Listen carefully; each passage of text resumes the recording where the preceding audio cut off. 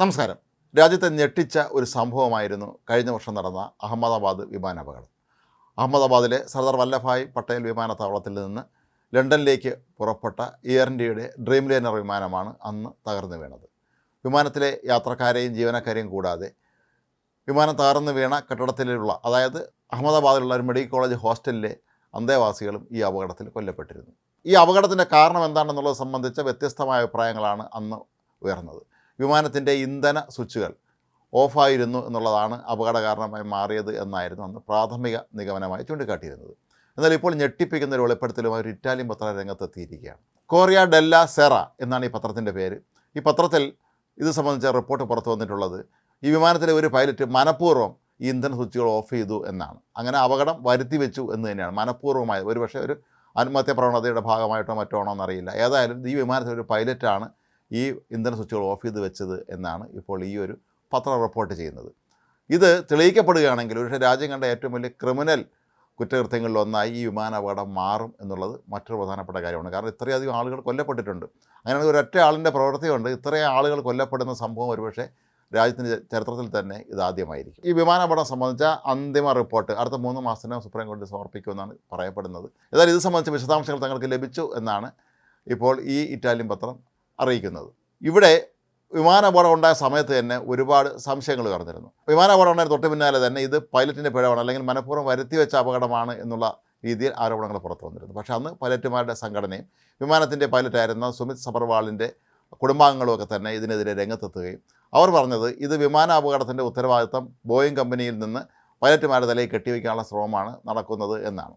പക്ഷേ അന്നും ഈ സംശയത്തിൻ്റെ മുന നീണ്ടിരുന്നത് സുമിത് സബർവാളിന് നേരെ തന്നെയായിരുന്നു. അദ്ദേഹത്തിൻ്റെ വ്യക്തിപരമായ ഒരുപാട് പ്രശ്നങ്ങൾ ഉണ്ടായിരുന്നു എന്നാണ് പറയപ്പെടുന്നത്. അതിന് അദ്ദേഹം ആത്മഹത്യ ചെയ്യുമോ എന്നുള്ള കാര്യം നമുക്കിനിയും പറയാൻ കഴിയില്ല. പക്ഷേ അങ്ങനെയാണെങ്കിൽ പോലും ഇത്രയും ആളുകളെയും കൊലയ്ക്ക് കൊടുത്തിട്ട് എന്തിനാണ് അദ്ദേഹം ആത്മഹത്യ ചെയ്യേണ്ടത് എന്നുള്ളൊരു ചോദ്യവും അവിടെ ഉയരുന്നുണ്ട്.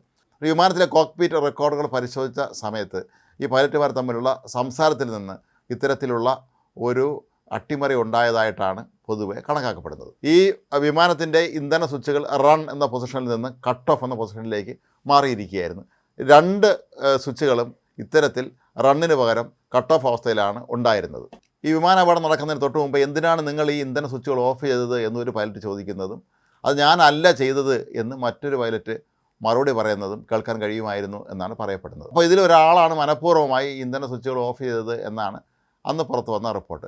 അതുതന്നെയാണ് ഇപ്പോഴും സ്ഥിരീകരിക്കപ്പെടുന്നത്. എന്നാൽ ഈ പൈലറ്റുമാരിൽ ആരാണിത് പറഞ്ഞത് എന്നുള്ള കാര്യം ഇനി വ്യക്തവുമല്ല. കൂടാതെ ഇതിൻ്റെ ബ്ലാക്ക് ബോക്സും മറ്റും അമേരിക്കയിലേക്ക് കൊണ്ടുപോയി അവിടെ വിശദമായ പരിശോധന നടത്തുകയാണ്.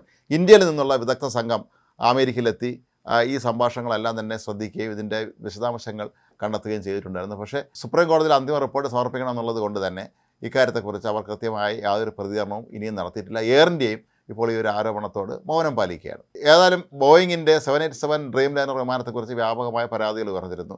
വളരെ യാദൃച്ഛികമെന്ന വണ്ണം ഈയിടെ ഒരാഴ്ചയ്ക്ക് മുമ്പ് ലണ്ടനിൽ നിന്ന് ബംഗളൂരുവിലേക്ക് വന്ന 787 ഡ്രീം ലൈനർ വിമാനത്തിനും ഏതാണ്ട് സമാനമായ ഒരു പ്രശ്നമുണ്ടായിരുന്നു. അതിൻ്റെ ഇന്ധന സ്വിച്ചുകൾ 1 കട്ട് ഓഫ് പൊസിഷനിലായിരുന്നു, റണ്ണായിരുന്നില്ല. പക്ഷേ ലണ്ടനിൽ നിന്ന് ബാംഗ്ലൂർ വരെ ഈ വിമാനം ഈ ഒരു അവസ്ഥയിൽ പറന്നെത്തി എന്നുള്ളതാണ് മറ്റൊരു വളരെ ഭീകരമായൊരു കാര്യം. അതിനുശേഷം ആ പൈലറ്റ് റിപ്പോർട്ട് ചെയ്തു. അടിയന്തരമായി സംഭവത്തെക്കുറിച്ച് അന്വേഷിക്കാൻ കേന്ദ്ര സർക്കാരും വ്യോമയാന വകുപ്പൊക്കെ തന്നെ ഉത്തരവിട്ടിരുന്നു. അതുപോലെ ബോയിങ് കമ്പനിയും അവരെ വിദഗ്ധന്മാരെ വിട്ട് ഇതെന്താണ് സംഭവിച്ചത് എന്ന് അന്വേഷിക്കാൻ ഉത്തരവിട്ടിരുന്നു. മാത്രമല്ല ഈ അപകടവുമായി ബന്ധപ്പെട്ട് ആദ്യത്തെ അഹമ്മദാബാദ് വിമാനവുമായി ബന്ധപ്പെട്ട് അതിൻ്റെ തൊട്ട് പിന്നാലെ തന്നെ പല ഡ്രീം ലൈനർ വിമാനങ്ങളും കുഴപ്പങ്ങളിൽപ്പെട്ടിരുന്നു. അപ്പോൾ ഈ വിമാനങ്ങൾക്ക് ഇതിൻ്റെ നിർമ്മാണത്തിന് അടിസ്ഥാനപരമായ ചില തകരാറുകളുണ്ട് എന്ന് അന്ന് തന്നെ പലരും ചൂണ്ടിക്കാട്ടിയിരുന്നു. ഈ വിമാനത്തിൽ സഞ്ചരിക്കുന്ന ആളുകൾ പലപ്പോഴും ലൈറ്റുകൾ സ്വയം അണയുകയും വീണ്ടും കത്തുകയും ചെയ്യുന്ന ഒരു പ്രശ്നം ഉണ്ടായിരുന്നതായും മറ്റൊരു വിമാനയാത്രക്കാരൻ്റെ പരാതിപ്പെട്ടിരുന്നു. അപ്പോൾ ഇങ്ങനെ നോക്കുമ്പോൾ വിമാനത്തിൻ്റെ വൈദ്യുതി പ്രവാഹവുമായി ബന്ധപ്പെട്ട എന്തെങ്കിലും പ്രശ്നങ്ങളായിരുന്നു ഇതിൻ്റെ അടിസ്ഥാന കാരണമെന്ന് പലരും സംശയം ഉന്നയിക്കുന്നുണ്ട്. പക്ഷേ പാശ്ചാത്യ മാധ്യമങ്ങളെ സംബന്ധിച്ചിടത്തോളം ബോയിങ് പോലെയുള്ള ലോകത്തെ ഏറ്റവും വലിയൊരു വിമാന നിർമ്മാണ കമ്പനിയെ അവരുടെ ഇമേജ് നിലനിർത്തുക എന്നുള്ളത് വളരെ പ്രധാനപ്പെട്ട ഒരു കാര്യമാണ്. ഈ വിമാനത്തിന് നിർമ്മാണത്തിൽ സാങ്കേതിക തകരാറുണ്ട് എന്ന് കണ്ടുപിടിക്കപ്പെട്ടാൽ അത് ഭാവിയിൽ അവരുടെ ബിസിനസ്സിനെ വലിയ രീതിയിൽ തന്നെ ബാധിക്കും എന്നുള്ള കാര്യവും ഉറപ്പാണ്. അതുകൊണ്ട് പാശ്ചാത്യ മാധ്യമങ്ങളെല്ലാം കൂടി ഒരുമിച്ച് ഇറങ്ങി സ്വന്തം ആളുകളെ രക്ഷിക്കാനുള്ള ശ്രമമാണോ ഇതിലൂടെ നടത്തുന്നതെന്ന് സ്വാഭാവികമായ ഒരു സംശയം വരുന്നുണ്ട്. ഏതായാലും വിദഗ്ധ സമിതിയുടെ റിപ്പോർട്ട് കിട്ടിയതിന് ശേഷം മാത്രമേ ഇത് സംബന്ധിച്ചൊരു അന്തിമമായ വ്യക്തത നമുക്ക് വരികയുള്ളൂ. പക്ഷേ ഇത് മനഃപൂർവ്വം വരുത്തി വെച്ച അപകടമാണ്, അല്ലെങ്കിൽ ഈ സുമിത് സബർവാൾ അല്ലെങ്കിൽ കൂടെയുള്ള സഹപൈലറ്റോ മനഃപൂർവ്വം വരുത്തി വെച്ച അപകടമാണെങ്കിൽ അത് വലിയ തോതിലുള്ള ക്രിമിനൽ കുറ്റമായി മാറും എന്നുള്ള കാര്യവും ഉറപ്പാണ്. പക്ഷേ ഒന്നിനും ഒരു നിശ്ചയമില്ല എന്നുള്ളതാണ് ഇപ്പോൾ നമുക്ക് പറയാൻ പറ്റുന്ന കാര്യം. ഇറ്റാലിയൻ പത്രത്തിൽ വന്ന വാർത്ത അതേപടി വിശ്വസിക്കണമെന്നില്ല.